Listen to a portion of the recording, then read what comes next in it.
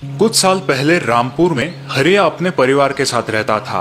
वो अपना छोटा खेत बो के परिवार की परवरिश किया करता था।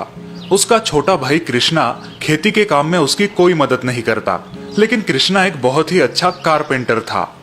कृष्णा कृष्णा उठो भाई, सूरज सर पे आया है, कुछ काम वाम नहीं करना तुम्हें? भैया स्कूल शुरू होने में अभी 1 महीना बाकी है, क्यों परेशान कर रहे हो? सोने दो ना। मुखिया जी सुबह आके गए हैं, वो स्कूल के बेंचेस का काम कब तक होगा पूछ रहे थे। कह देना हो जाएगा, अभी बहुत टाइम है। ये कह के कृष्णा फिर मुंह पे चद्दर ओढ़ के सो जाता है। हरिया को समझ नहीं आ रहा आखिर इसे कैसे समझाए। इसी विचार में हरिया अपने खेत की तरफ निकल पड़ता है। जब वो गांव की नुक्कड़ पे पहुंचता है तब अरे भाई, सुना है मुखिया जी दूसरे गांव से मिस्त्री बुला रहे हैं। वो तो होने ही वाला था। कृष्णा के भरोसे बैठेंगे तो हो गया सत्यानाश। हाँ और नहीं तो क्या। हरिया भैया की विश्वसनीयता की वजह से मुखिया जी ने ये इतना अच्छा काम उस आलसी कृष्णा को दिया है। गांव वालों की बातें सुनकर हरिया परेशान हो जाता है, क्योंकि कृष्णा की गैर जिम्मेदारी की वजह से अच्छा खासा पैसे देने वाला काम खोने के लक्षण नजर आते हैं। क्या करूं इस लड़के का समझ नहीं आता। भगवान ने हुनर तो दिया है, लेकिन इसका यह आलसीपन। हरिया थका हारा रात को घर लौटता है। उसकी बीवी उसे खाना परोसती है। बीवी से पता चलता है कि कृष्णा दोपहर 3 बजे उठा और बिना नहाए धोए दोस्तों से मिलने बाहर चला गया है। अच्छा, यानी आज भी स्कूल नहीं गया। इतना काम पड़ा है, लेकिन इस लड़के के दिमाग में भूसा भरा है। और आज जाते समय रात के भोजन में केरी का अचार बनाने के लिए बोल के गए हैं। बीवी की बातें सुनते ही हरिया के दिमाग में एक कल्पना आती है। वो बीवी से नींबू मांग के लेता है और बाहर आंगन में जाके बैठ जाता है। भाभी जल्दी खाना परसो, बहुत भूख लगी है। और हाँ, कैरी का अचार भी देना। केरी का अचार बाहर आंगन में आपके भैया बना रहे हैं। कृष्णा बाहर आता है और हरिया को नींबू के बीज के साथ बैठा देख चकित होता है। भैया, ये नींबू के बीज के साथ क्यों बैठे हो? तुम्हारे लिए कैरी का अचार बना रहा हूँ। भैया आप ठीक तो है? नींबू के बीज से आप कैरी उगाओगे? हाँ, क्यों नहीं उगेगी? भैया आप ही ने सिखाया है ना, जो बोओगे वही पाओगे। फिर तभी मुखिया जी का आदमी वहां आता है और कृष्णा को बताता है कि मुखिया जी ने स्कूल के काम के लिए नए कारपेंटर को बुलाया है। अब उसे स्कूल आने की जरूरत नहीं। अरे मुखिया जी, ऐसे कैसे कर सकते हैं? मेरे जैसा एक्सपर्ट कारपेंटर उन्हें आजू बाजू के 10 गांवों में नहीं मिलेगा। वो आप उनसे जाके बोलिए, चलता हूँ। अच्छा खासा काम हाथ से जाने की वजह से कृष्णा बहुत दुखी होता है। कृष्णा, अब दुखी होने से कोई फायदा नहीं है। जो जैसा बोता है वैसा ही फल पाता है। तुमने अपने आलसी स्वभाव के कारण इतना अच्छा पैसे कमाने का मौका खो दिया है। भैया मुझे माफ कर दीजिए, आगे से ऐसा कभी नहीं होगा। ठीक है कृष्णा, देर से आए दुरुस्त आए, आगे से ख्याल रखना। तो इस प्रकार देर से ही सही कृष्णा की आंखें खुल जाती है और वो आगे से खूब मेहनत करने का वादा हरिया को देता है।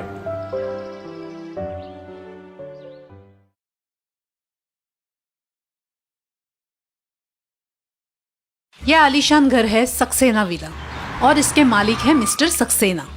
Good morning sir. Very good morning Manohar. कैसा था आपका सफर? हो गुड, बहुत अच्छा था। और तुम बताओ, कैसे चल रहा है यहाँ सब कुछ? सब बढ़िया है सर। और तुम्हारी फैमिली, बेटी की शादी सब कैसे थी? आपकी कृपा से सब अच्छा था। Good good. अच्छा, मैं यहाँ और 2 दिन हूँ, फिर मैं वापस लंदन चला जाऊंगा। जी सर, आप बिल्कुल निश्चिंत होकर जाइए। अच्छा मनोहर, कार में विदेश से लाई एक कीमती मूर्ति और पेंटिंग है, उसे अंदर लेके आओ। जी सर। मिस्टर सक्सेना यहाँ अपने बंगले में 1-2 दिन आराम से रहते थे और फिर वापस लंदन लौट जाया करते थे। बाय मनोहर, घर का अच्छे से ख्याल रखना। जी सर। और यहाँ मनोहर इस बंगले का अच्छा फायदा उठाया करता था। तुम लोगों को इस बंगले में पार्टी करनी है तो एक रात के 10,000 रुपए होंगे। अरे अंकल, 10,000 बहुत ज्यादा है, कुछ तो कम कीजिए। लास्ट 9,000, उससे कम नहीं। चलो ठीक है। ये मनोहर की ऊपर की कमाई थी। उन लड़कों ने वहाँ रात भर पार्टी की, नाचे, स्विमिंग पूल के मजे लिए और यहाँ मनोहर पैसे गिनकर खुश रहा। और हमेशा की तरह मनोहर ने अगले दिन खुद सारे बंगले की साफ सफाई की। हर महीने मनोहर ये बंगला 3-4 बार भाड़े पे दे ही देता था वो भी मिस्टर सक्सेना को बिना बताए। एक दिन की बात है, मिस्टर शर्मा नाम के एक गृहस्थ मनोहर के पास आए। वॉचमैन जी, आप ये बंगला भाड़े पे देते हैं? जी हाँ सर। मेरी बेटी की शादी है, मुझे ये बंगला 3 दिन के लिए भाड़े पे चाहिए, मेरे मेहमानों को रहने के लिए। 1 दिन का कितना भाड़ा है? 3 दिन का सुनकर मनोहर खुश हो गया। वैसे तो 1 दिन के 10,000 है, लेकिन क्योंकि आप एक साथ 3 दिन रहेंगे तो कुल मिलाकर 25,000। ठीक है, अब इतने आलीशान बंगले का इतना तो देना ही पड़ेगा। ये लीजिए 15,000 एडवांस, और बाकी के जब लोग रहने आएंगे तब दे दूंगा। ठीक है सर। मनोहर की तो चांदी ही हो गई थी। कुछ दिन बाद मिस्टर शर्मा वापस लौटे और उन्होंने मनोहर को बचे हुए 10,000 भी दे दिए। मिस्टर शर्मा के साथ उनके कुछ रिलेटिव्स भी थे। वॉचमैन जी, आप मेरे गेस्ट को बंगला दिखा दीजिए। जी सर। मनोहर ने गेस्ट को बंगला दिखाया और उन्हें वहाँ की कीमती चीजों का ध्यान रखने कहा। वो गेस्ट उस बंगले में 3 दिन रहे। उस बंगले में रोज रात कोई न कोई फंक्शन हुआ करता था। 3 दिन बाद एक एक करके सारे गेस्ट चले गए। मनोहर खुश था क्योंकि उसे ढेर सारे पैसे मिल गए थे।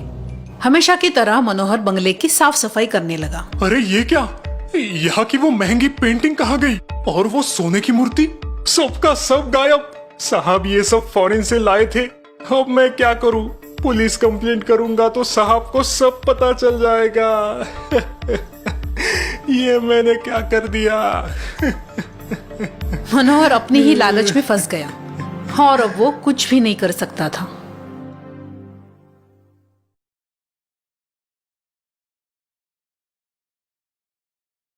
कुछ दिन पहले की बात है। अरविंद ने अभी अभी अपनी टीचर्स ट्रेनिंग पूरी की थी और शहर की स्कूल्स में जॉब के लिए अप्लाई कर रहा था, लेकिन वक्त बर्बाद ना हो इसलिए उसने घर पर ही ट्यूशंस लेना शुरू किया। अरविंद सर, बबलू दिमागी कमजोर है और उसकी मैथ्स भी बहुत कच्ची है। प्लीज उस पर जरा स्पेशल ध्यान दीजिए। जी, आप टेंशन मत लीजिए।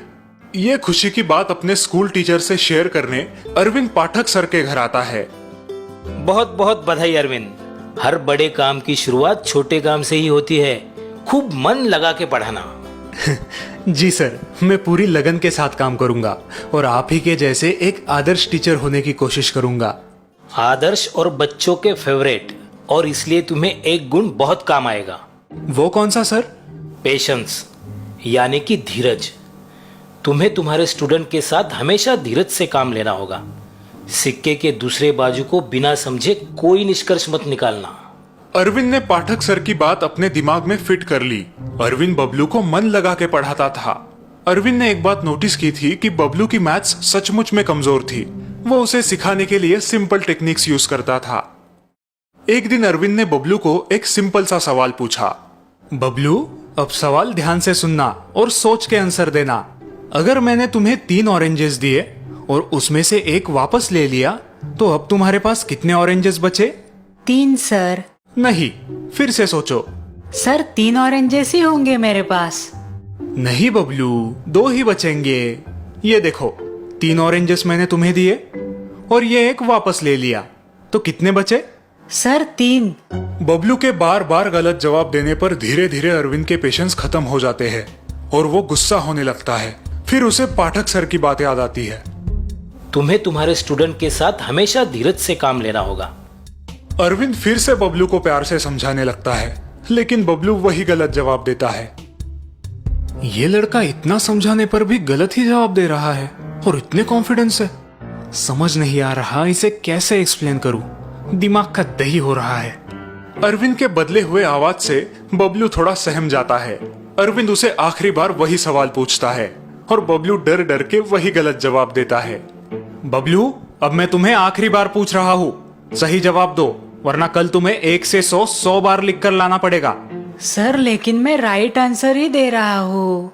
अच्छा, अब तुम मुझे मैथ्स पढ़ाओगे। ठीक है, बताओ कैसे तुम्हारे पास 3 ऑरेंजेस बचेंगे? तभी बबलू अपनी बैग में से एक ऑरेंज निकालकर सर को दिखाता है।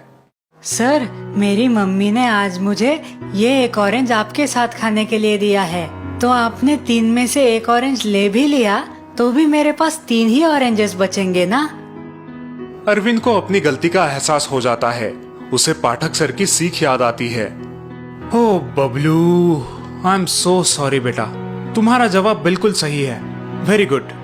अरविंद को अपने बर्ताव का पछतावा होता है और वो आगे से कभी भी बच्चों के साथ इस तरीके से बिहेव ना करने की कसम खाता है।